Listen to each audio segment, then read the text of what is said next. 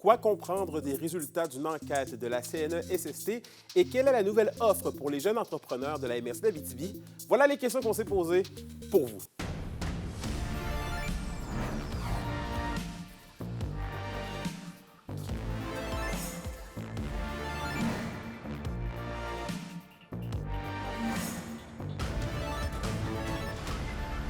Ici Anthony Dallaire et voici vos informations. On débute le bulletin en revenant sur cet accident de travail qui a coûté la vie en septembre dernier à un employé de l'entreprise Galarno Entrepreneur Général. La CNESST dévoilait ce matin les conclusions de son enquête. Alexis Dumont nous résume les faits. Un manque de vigilance et un manque de procédures adéquates, c'est ce qui aura coûté la vie à un employé de l'entreprise Galarno Entrepreneur Général au site minier Éléonore le 29 septembre dernier. L'absence de procédure de maîtrise d'énergie lors du démantèlement de la pelle hydraulique expose le superviseur à être frappé par le contrepoids lors du démontage de ce dernier. De plus, la gestion des risques associés aux travaux inhabituels effectués par le superviseur d'entretien n'est pas adéquatement assurée par l'entrepreneur, la minière et l'employeur.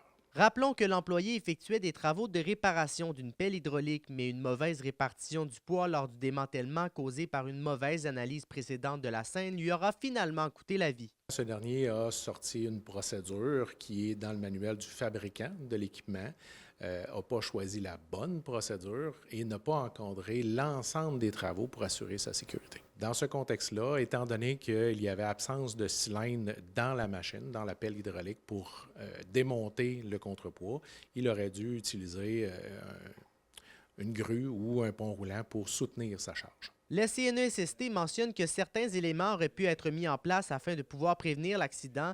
Des recommandations seront d'ailleurs déposées. Lors du démantèlement de travaux de pelle hydraulique, il y a des solutions qui existent, notamment l'employeur doit élaborer une procédure de contrôle des énergies puis s'assurer qu'elle est mise en application. Aussi, lors de travaux inhabituels, l'employeur doit identifier les risques, les analyser puis s'assurer qu'il y a des procédures de travail sécuritaires qui sont élaborées et s'assurer encore une fois que les travailleurs les appliquent.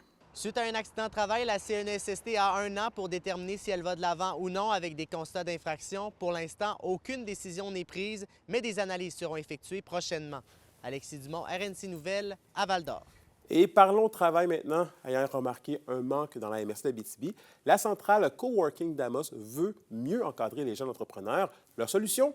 Une programmation d'activités entrepreneuriales. Un reportage de William Maillé. Pas que les outils et les services sont pas là, ils sont là.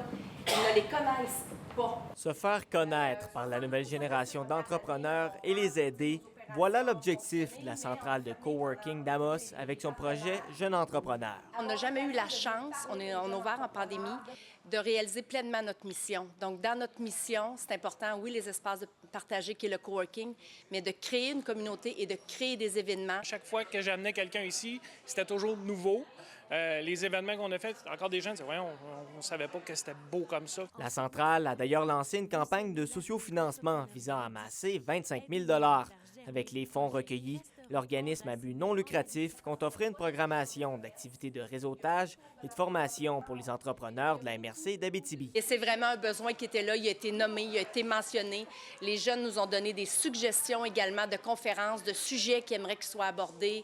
Ils se sont impliqués, plusieurs ils ont déjà confirmé qu'ils vont acheter leur accès pour venir. Pour les acteurs du milieu, comme la SADC Aricana et la Ville d'Amos, l'initiative vient donner un coup de pouce aux jeunes entrepreneurs et raviver le centre-ville. Ça m'amène de la vie, ça va amener les événements. C'est sûr que ça va amener un dynamisme qu'on veut avoir là, pour les prochaines années. Puis pouvoir stimuler ceux et celles qui, des fois, ont des légers doutes et qui ont quand même le goût de se lancer, bien, ça leur donne, au fond, une rampe de lancement qui est positive pour eux. La centrale estime qu'avec sa campagne et son accompagnement, elle pourra augmenter le nombre d'entrepreneurs dans la MRC. On a sorti très, très rapidement à 3-4 têtes, près de 50 jeunes entrepreneurs. Moi, je pense qu'on peut facilement doubler, peut-être même tripler, parce qu'il y en a beaucoup qui ne sont pas encore lancés. La campagne de sociofinancement de la centrale s'échelonnera jusqu'au début août et elle prévoit dévoiler sa programmation d'ateliers et de conférences à la fin octobre.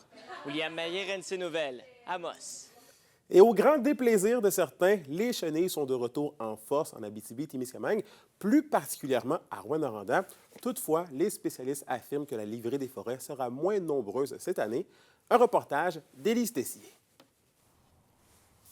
Elles avancent lentement. Elles envahissent tour à tour les trottoirs, les rues et les arbres à chaque année.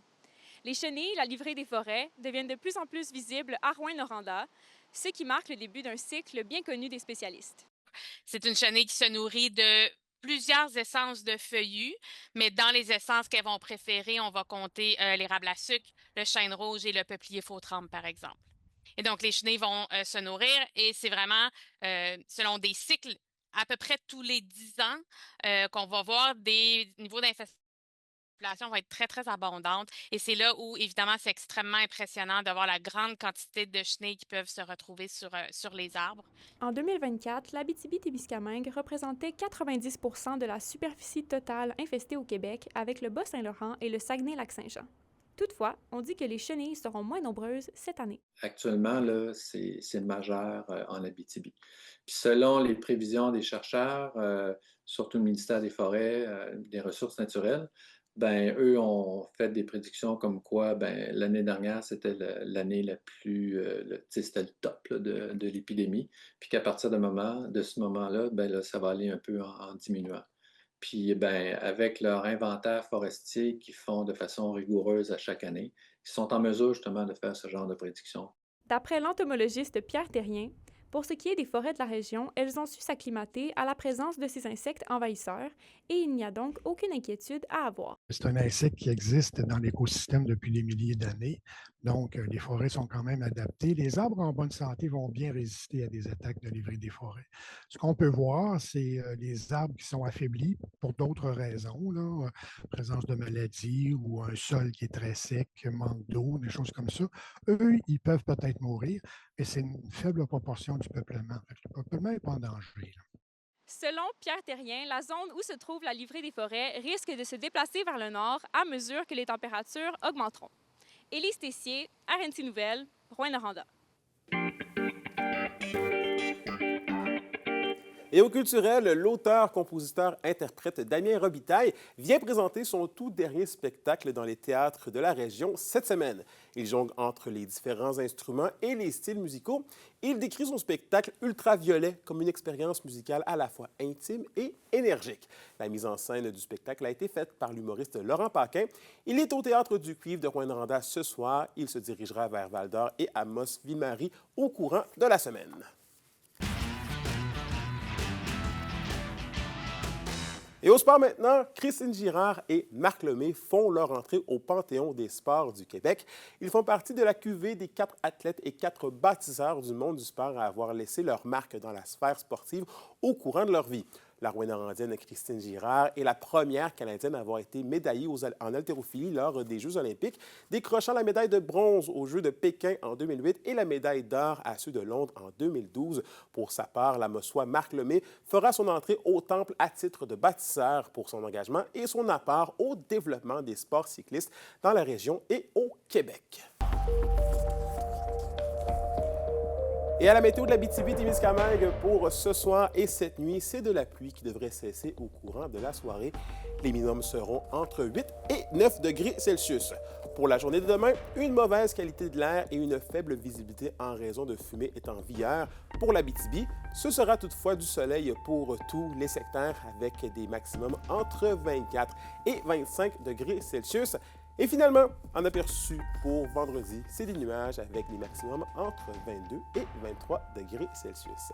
Et voilà, c'était vos informations régionales. Merci encore une fois d'avoir été des nôtres. Nous, on se dit bien évidemment à demain pour la suite des choses. D'ici là, prenez soin de vous.